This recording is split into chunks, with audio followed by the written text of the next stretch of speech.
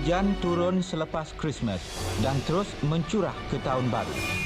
Menjelang minggu pertama tahun 1971, Malaysia Barat lumpuh apabila Bangku, bandar dan kebanyakan daerah terjejas bila air Sungai Pahang melimpah.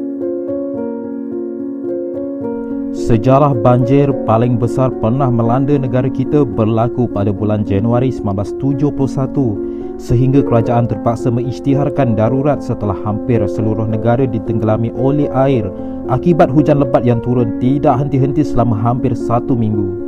Perdana Menteri Malaysia Tun Abdul Razak telah memanggil sidang kabinet tergempar setelah mendapati laporan banjir mula melanda seluruh tempat di Malaysia.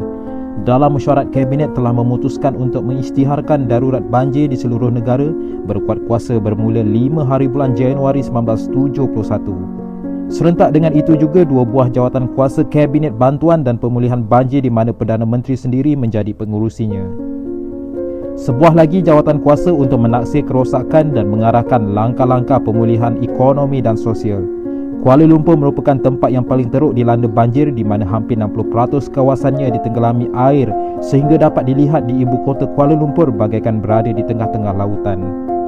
Walaupun banjir pernah berlaku sebanyak 2 kali iaitu pada tahun 1926 yang dipanggil Bah Besar dan sekali lagi melanda dalam tahun 1946, tetapi banjir yang melanda negara pada tahun 1971 ini adalah terbesar dan terburuk dalam sejarah negara.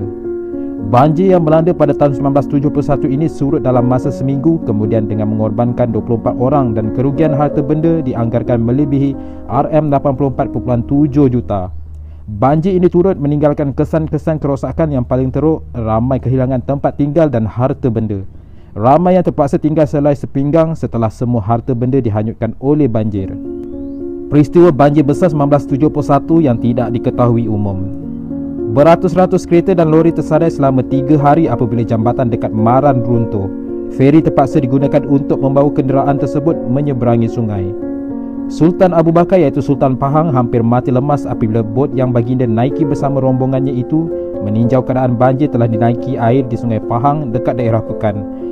Bagaimanapun baginda dan rombongannya terselamat apabila 2 buah bot nelayan muncul dan memberikan bantuan. Speedboat baginda yang berharga RM60,000 itu karam pada pukul 10.30 pagi.